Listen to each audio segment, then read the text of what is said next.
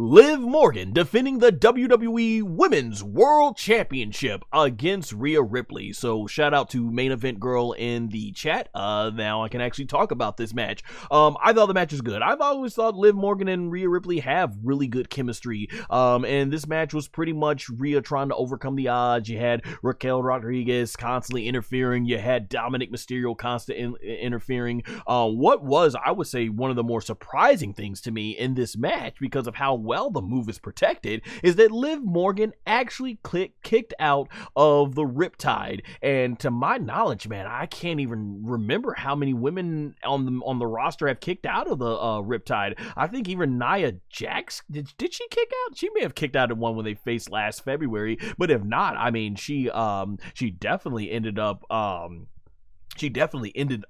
losing to that first one. So yeah, it's very rare that we see. So I think that was really cool. Maybe their way of making Liv Morgan look really strong before the inevitable finish, which I have to say I did really love the finish where Liv Morgan goes for the Oblivion, and before she can go ahead and get Rhea back, Rhea ends up stopping her, and they had an amazing camera shot as Liv Morgan is looking up in basically up to Rhea in fear, and Rhea's looking down like and then she goes ahead and gives her a kiss goodnight bye, a kiss of death or whatever, and from there she reverses this into a Riptide and then hits a third Riptide to make sure that the job is finished once and for all on Liv Morgan, gets the 1-2-3 pin, and there you have it, ladies and gentlemen. Rhea Ripley is now a two-time WWE World Women's Champion.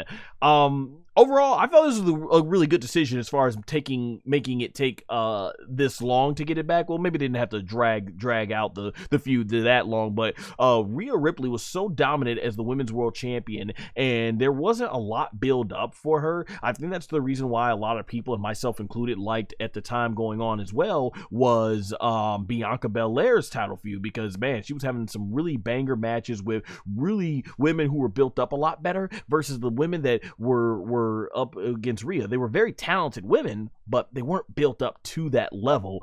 And I think bringing Rhea back after the injury, it's kind of like you could put the title back on Rhea Ripley around SummerSlam, but does she have any more credible challengers? And I think by the fact that they spent the rest of the year in 2024 right to here in 2025 having her feud with Liv Morgan tells you that they realize, yeah, we ain't got no other challengers built up for Rhea Ripley. I think now we do, because like Io Sky, which could be a potential WrestleMania main event, that was really well. I think that could be something very potential down the road that's going good. So we got better women, I think, built up now, or the women have been built up better now.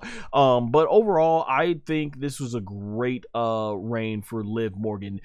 She really, I think, just Triple H was able to take her to the next level, to that main event level. She's got to be a bona fide main eventer now, because the way she carried herself and the whole story with Dominic and everything was really cool. I even like some of the character development we got from Rhea Ripley at the press conference, where she actually acknowledged a lot of the wrong things that she had did when it came to, like, particularly Liv Morgan and Dominic, but said how, she's beyond that now. She's a much better person. So that was really cool to see. And what's really cool to see here is at the end of the show, or as Rhea's on her way, we hear the gong go off, and out to the American Badass theme is the Undertaker in the old biker gimmick with Rhea Ripley to endorse Rhea, as they both end up doing the whole arm raise. And there was some really cool shots they had from behind where basically they're looking back towards the camera like this and everything. Like, that was really cool. Seeing the Undertaker come out and endorse Rhea Ripley, and just seeing them both side by side really makes it, with the makeup that Rhea Ripley wears, the all black, she really would have fit in well with the Undertaker's Ministry of Darkness, back in 1999. Obviously she was a little girl at the time, but here, if we could get timelines mixed together, take her back then mixed with Rhea Ripley now, like, she would have fit in really well. So it's really cool to see someone of the caliber of the Undertaker's legendary status endorse Rhea Ripley. So I thought that was awesome. Definitely a really cool shot. And now we get Rhea Ripley on the path to WrestleMania 41.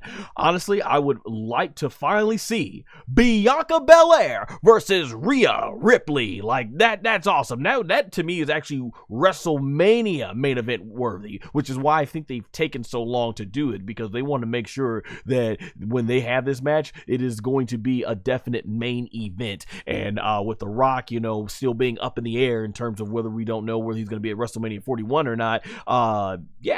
We don't know yet. But overall, this is really cool.